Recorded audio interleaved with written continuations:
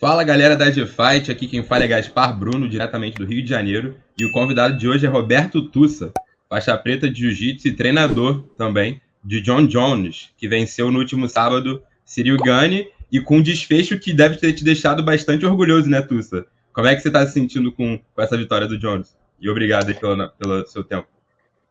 Mais uma vez, obrigado aí pela oportunidade. E como é que eu estou sentindo? Eu estou nas nuvens, né? Vamos dizer, né?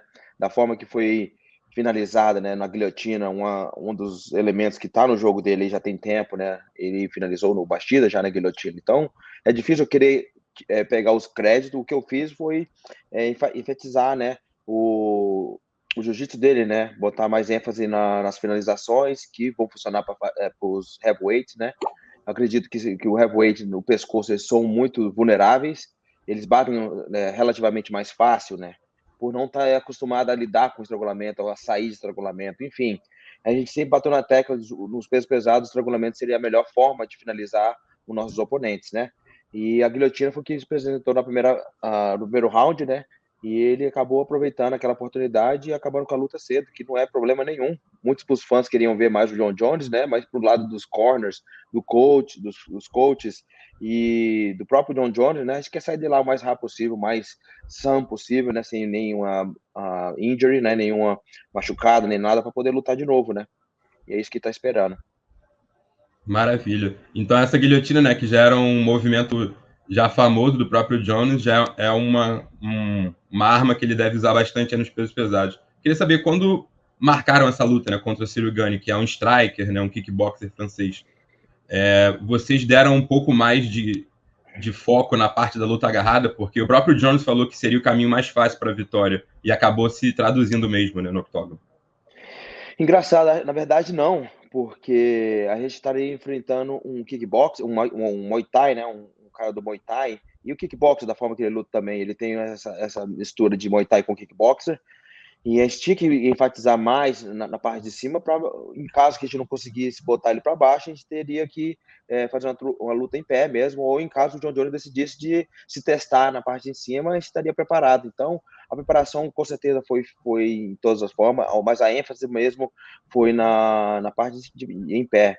Uma vez que o John Jones é natural do wrestling e a parte de chão a gente vem treinando há muitos anos, então acredito que até para a próxima luta você deve perguntar a respeito disso do Stipe, a gente deve fazer uma ênfase maior na parte de wrestling e na parte de grappling por ser o Stipe um wrestler, né, natural. Enfim, respondendo a tua pergunta aí, foi a ênfase bastante no kickboxing, a gente fez bastante pads, bastante estratégia de todas as armas do Cyril Gane, né. Eu queria que você falasse um pouquinho, a gente vai falar até um pouco sobre o Steve Miocic um pouco mais para frente, mas agora que você já treina o Jones há algumas temporadas, né, alguns anos, com essa parceria aí de vocês dois, queria que você falasse um pouco sobre o nível de jiu-jitsu dele, porque, se eu não me engano, ele é faixa roxa, né, na Gracie Barra. Eu queria que você falasse um pouco sobre o estilo do jiu-jitsu dele, se é um pouco mais ofensivo, é bem adaptado para o MMA. Ele já diz que consegue bater de frente com pessoas de condecorações maiores, né? Faixa marrom, faixa preta. Como você vê o nível atual dele? Você acha que ele já tem nível para ser um faixa marrom, faixa preta atualmente? Como é que você vê isso? Isso, eu acredito, a nossa forma de promover nossos alunos aqui na Gracie Barra é baseada na federação, né, na CBJJ. E eu fui criado, por isso aí meu jiu-jitsu foi feito, jiu-jitsu Gracie Barra, então a gente sempre seguiu as normas da federação. E a federação ali consta, né, no nosso quadro de graduação que é recomendável você treinar 2 vezes na semana, pelo menos, de kimono, para você conseguir progredir nas faixas, né? E uma coisa que os lutadores de MMA não fazem, é que não há tempo para eles fazerem. Então, há uma certa modificação, né, nessa graduação, uma certa consideração que eles não têm tempo, não têm uma certa interesse em trabalhar tanto de kimono, mas eu preciso que ele tenha um conhecimento do jiu-jitsu moderno que está vindo, raspada de lapela, ataques utilizando lapelas, utilizando o próprio kimono, onde fazer as pegadas para fazer uma certa guarda, a nomenclatura, a linguagem do jiu-jitsu, a filosofia do jiu-jitsu em si. E muita gente contesta como é que o campeão pound por pound, o GOAT, não é faixa preta de jiu-jitsu, porque simplesmente ele não está botando uma ênfase em ser faixa preta de jiu-jitsu. Eu acredito que ele tem um certo orgulho de ser um dia faixa preta de jiu-jitsu, mas eu acho que ele confia no meu trabalho e nas as questões que eu trago para ele, né? Que é o entendimento do jiu-jitsu em si, de uma forma filosófica, né? Vamos dizer isso aí, de utilizar as lições do jiu-jitsu na vida, não só do MMA, mas na vida pessoal dele também. E eu acredito que o jiu-jitsu vem influenciando ele, de uma certa forma, vamos dizer, na humildade, que o jiu-jitsu te deixa humilde diariamente, né? E também na forma de pensar, que o jiu-jitsu te dá aquela sensação de resolver problemas mais fáceis, né? Arrumar a solução mais rápida quando você está na impressão. Então, eu acredito que a faixa preta vai vir, é inevitável, mas é um trabalho do lado, por exemplo, agora eu saí do Novo México, eu vou estar indo lá de vez em quando, e às vezes que eu estiver indo lá, eu vou botar o kimono com ele para a gente começar a desenvolver a parte de kimono e começar a pensar na faixa marrom dele. Eu não trabalho ele com stripes na faixa, pelo sentido que ele vai trocar de faixa. Então eu não estou dando um tempo, olha, daqui 3 meses você vai ganhar mais 1 grau na tua faixa. Então vamos trabalhar. Quando eu ver que o entendimento dele de kimono é de botar o kimono, ele tem um entendimento de um faixa marrom, ele estaria abraçando essa faixa marrom aí. Então eu vou estar amarrando a faixa marrom nele, acredito, eu vou botar como um objetivo nesse ano, trabalhar bastante de kimono aí no off-season, né, que a gente põe aí, que não está tendo luta, que seria por agora. Ele não está machucado, ele está com um planejamento de voltar aos treinos já o mais rápido possível. Acredito que essa semana deve ser a semana off dele ali, que ele vai tirar o tempo com a família, e o tempo para descansar, para tirar a cabeça um pouco de luta. E ele está com um time, ele criou o próprio time dele, que já tem uns pesos pesados que vão lutar, aí o Maurice Green, tem o Jorgen de Castro, tem os lutadores do PFL que vão lutar aí nesses próximos meses, e ele vai estar lá como ajudante, né, como parceiro de treino para eles. Então, isso foi bem interessante, porque não vai tirar o foco dele, né? Ele vai voltar praticamente na próxima semana já aos treinos, e daí que eu vou ter a oportunidade de trabalhar ele com kimono e trabalhar a promoção dele, a graduação dele para a próxima faixa marrom, né? Perfeito. É bastante interessante até essa sua análise, porque o próprio John Jones comentou com o Diego, né, em reportagem com a gente durante a semana da luta aí em Las Vegas, que faltava bastante ainda para ele pegar a faixa marrom exatamente por conta disso, que falta para ele essa rotina maior de treinar de kimono e tudo mais. Ele próprio admitiu isso, como você bem citou agora. Agora, Tussa, falando um pouco sobre o John Jones como pessoa, né? Você falou que ele é um cara bastante humilde nos treinos, até por essa tradição, por essa cultura do próprio jiu-jitsu, da arte marcial. Você que já é treinador dele e também possui uma relação de amizade com ele há alguns anos, queria que você falasse um pouco sobre essa personalidade do Jones, porque para o público amplo ele é visto como um cara controverso, às vezes se envolve em algumas polêmicas, mas você que tem o contato ali do dia a dia, dos treinos, queria que você falasse um pouco sobre como é o tratamento ali de vocês dois, como é que é o John Jones no dia a dia. Muita gente que teve chance de interagir com o John Jones, muita gente que fala mal, vamos dizer ali, tenta julgar ele pelos os erros que ele teve, né? Mas eu sempre falei isso não só para ele, mas para todo mundo tem alguma coisa, um rabo preso, alguma coisa que não está orgulhoso de si mesmo, que tem que melhorar.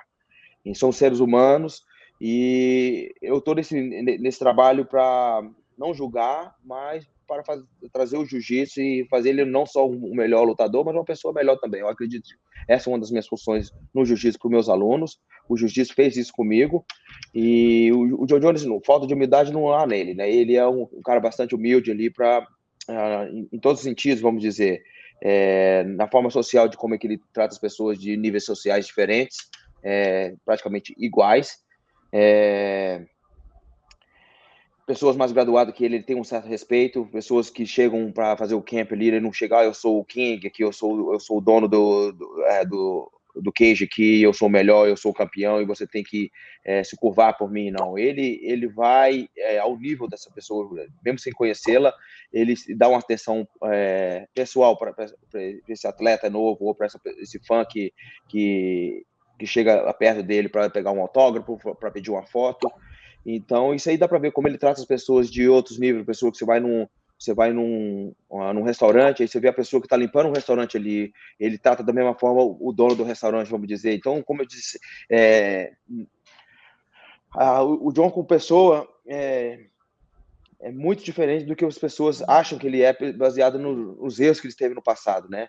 E eu acredito que para você ter um pouco de conhecimento de como ele é uma interação simples com ele, né? Como é que, só perceber como é que ele trata o fã dele, como é que ele trata as pessoas, por exemplo, do UFC, os funcionários do UFC ali. Se você for perguntar para um desses, tiver uma chance de perguntar como é que é a interação dele com os funcionários do UFC, eu acredito que o pessoal vai falar que é uma das melhores interações que ele tem, né? Que ele é bem atencioso, ele traz uma energia bem diferente. Eu venho acompanhando vários outros lutadores que eu já vim trabalhando, mas o John é diferenciado nele. Eu acho que eu chamo ele de the whole package, né? Que é o pacote inteiro, né? Que é não só um grande lutador, mas nas entrevistas dele, ele sabe falar um trash talk ali bem, ele é um dos melhores nessas brigas que ele teve com o Cormier, com tudo ali, ele sabe falar e também sabe vender a luta.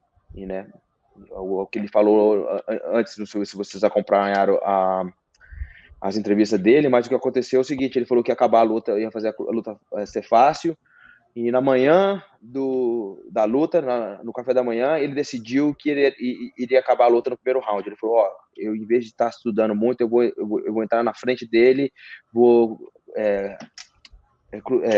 diminuir a distância, né? Vou tentar pegar o clinch, botar ele para baixo e não deixar ele levantar e acabar a luta lá.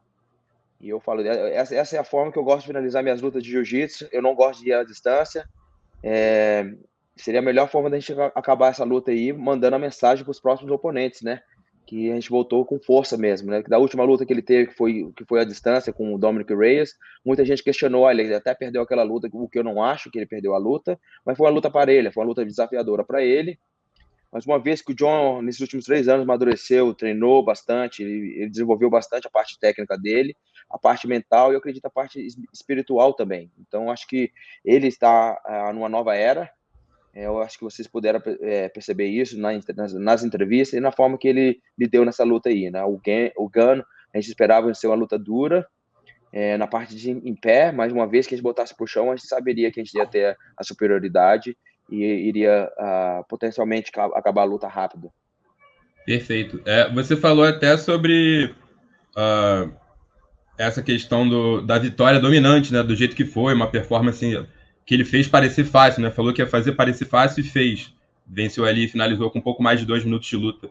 Você acha que, e com essa vitória, óbvio, ele se consolidou ainda mais no debate de GOAT, né? Melhor de todos os tempos, mas ao mesmo tempo você acha que com essa performance ele conseguiu dar um tipo de recado para os demais pesos pesados ali, prospectos e desafiantes? Você acha que ele consegue ter um domínio como ele teve nos meio pesados, também agora nos pesos pesados? Eu falei isso nas entrevistas passadas, que o peso pesado, o nível de atletas no top 10 ali, em comparação ao light heavyweight, é bem diferente, né? Número de luta, número de campeões que tem, enfim, seria uma categoria relativamente mais fácil no sentido de estilos de luta, né? Vamos dizer que o Francis Ngannou tem uma potência que todo mundo respeita, né? A potência dos golpes dele, né? Tem poder de nocaute e isso estaria respeitando bastante. Mas fora isso, defesa de quedas levantadas quando você está lá embaixo. Então isso aí ainda tem que ser desenvolvido e é um trabalho que é árduo. Você não pega em 2 anos, 3 anos. Se você não estiver trabalhando sério, anos após anos, na sua parte de chão, na sua parte de queda, é difícil você desenvolver isso. Ele mostrou bastante conhecimento nas partes de queda, quando falando do Francis quando ele lutou com o Gain, mas em comparação com o John é diferente. O John vem de wrestling, college wrestling, e vem treinando wrestling para o MMA desde que ele começou no MMA. Então, é difícil de ter alguém com o nível de wrestling do John Jones no peso pesado. O Stipe tem o wrestling, mas eu acredito que o John é melhor, né? Perfeito. Minha última pergunta seria sobre isso, e eu queria emendar 2 em uma. O John Jones já está com 35 anos, se eu não me engano, ele faz 36 agora em julho. Você que está ali no dia a dia do treinamento, acompanhou esse retorno, né, depois de 3 anos afastado. Como você acha que o Jones vê essa nova fase da carreira? Porque acredito que não seja tão longeva quanto o reinado dele nos pesos meio pesados, né, como foi alguns anos atrás. Quantas lutas você acha que o Jones ainda tem, ainda consegue fazer? E quantos anos ele ainda se mantém na ativa? E em cima disso, O próximo adversário dele, como você bem disse, provavelmente é o Stipe Miocic, né? Que é um cara, diferentemente do Gunny, que tem um background também no wrestling. Como é que você vê esse desafio para o Jones? Você acha que, no papel, pelo menos, seria um desafio maior do que o Ciryl Gane? Enfim, a longevidade do John, ele poderia estar lutando por mais 10 anos. Isso aí é claro, isso aí, mas valeria a pena pelo legado que ele está deixando. Então, temos que saber a hora de parar, né? A hora que fizemos o suficiente. Eu acredito que agora seria o suficiente. Seria uma boa hora de chegar e parar. Mas isso é considerado, você vem falando que você não é realmente o campeão até você defender o cinturão. Então, eu acho que é isso que ele quer fazer. Então, ele está indo a uma luta de cada vez. Ele não prometeu 3 lutas, ele não prometeu 10 lutas. A mentalidade dele, eu acho que do time inteiro, estamos na mesma página, é pegar uma luta de cada vez. Se essa seria a última luta dele, estaríamos satisfeitos, acabando a carreira dele de uma forma que seria difícil alguém superar. E seria uma boa aposentadoria, mas eu acredito que o John, dependendo do desafio, poderia estar aí fazendo mais lutas aí. Eu acho que o John hoje em dia está procurando mais os desafios que vão deixar ele excited, né, para lutar mais uma luta. E quem seria depois do Stipe? De repente uma super luta com o Francis? Você já ouviu o Dana White falando que nunca mais o Francis iria lutar no UFC, mas de repente uma super luta em outra organização diferente poderia estar acontecendo. Isso aí seria interessante também para a gente. Falando do Stipe, que foi prometido essa luta aí para o Stipe, quem ganhasse entre o Gunn e o Jones, pegaria o Stipe, né? Isso ele vem falando até antes da luta, e uma vez que o John ganhou, ele provavelmente irá enfrentar o Stipe, né? Isso aí já estava até planejado antes dessa luta ter acontecido. Então, já vem preparando já essa luta para enfrentar o Stipe. Já tem um tempo, desde os 3 anos, a gente seria entre o Stipe e o Francis. E foi oferecido para o John no final do ano, e no começo desse ano a gente acharia que seria o Francis, mas no ano passado a gente estava estudando e criando um planejamento para a luta contra o Stipe Miocic. E foi pelo lado do Stipe, que não quis aceitar a luta por falta de tempo ou por problemas pessoais que a gente não soube, mas essa luta não aconteceu e a gente teve que mudar o camp e começar a estudar e preparar o camp para lutar com o Francis, que a gente achou que a gente ia lutar com o Francis Ngannou. E essa luta acabou não acontecendo, e apareceu o Ciryl Gane, e a gente acabou os últimos 2 meses de preparação para aquela luta. Então foi você pode ver aí, né, nessa trajetória de 3 anos, a gente nunca sabia quem a gente ia enfrentar. Então foi até bom para a gente que a gente se preparou, a gente já tem os planos de lutas para cada oponente que a gente estaria enfrentando, e com o Stipe a gente só vai pegar onde a gente deixou, né? A gente deixou o camp de lado no ano passado, mas já tem as anotações, a gente já tinha o nosso plano de jogo, que não vai mudar, né? O game plan seria o mesmo, a gente só iria repetir, é o que o John faz bastante. Ele pratica bastante nas aulas particulares e nas aulas de grupo também, e a gente tenta sempre estudar o nosso oponente e ver o que ele é forte e o que ele é fraco. Então, explicando isso aí com o Stipe e o John, eu acredito que o John é melhor em todas as áreas. Apesar que o Stipe é do wrestling, você vê o número de quedas, as opções de quedas que o John tem em comparação com o Stipe, isso aí já mostra, né? Então, eu acho que é GOAT versus GOAT, é uma forma de vender a luta boa, né? O GOAT de todos os tempos contra o GOAT do heavyweight. E isso aí o John vem falando na entrevista depois da luta, que queria lutar com o GOAT, né? O The Greatest of All Time, que ele nunca lutou. Então seria mais uma conquista aí para o resumê do John Jones, enfrentar o Stipe e derrotá-lo, né? Ele está querendo finalizar, ele vem falando isso nas entrevistas, que eu quero não só ganhar do Stipe, mas eu quero finalizá-lo, quero acabar com a luta antes dos Championship Rounds, que seria os 4º e o 5º, né? Então, entre os 3 primeiros rounds aí, acabar com a luta. E eu acredito que ele é capaz disso. Maravilha. Bom, Roberto Ussa, muito obrigado pelo seu tempo, cara. E espero aí a gente voltar em contato em breve com mais novidades da carreira do John Jones, e a gente vai mantendo contato aí. Obrigado pelo seu tempo. Obrigado aí pela plataforma aí, pela oportunidade. E o que precisar é só chamar aqui. Abração.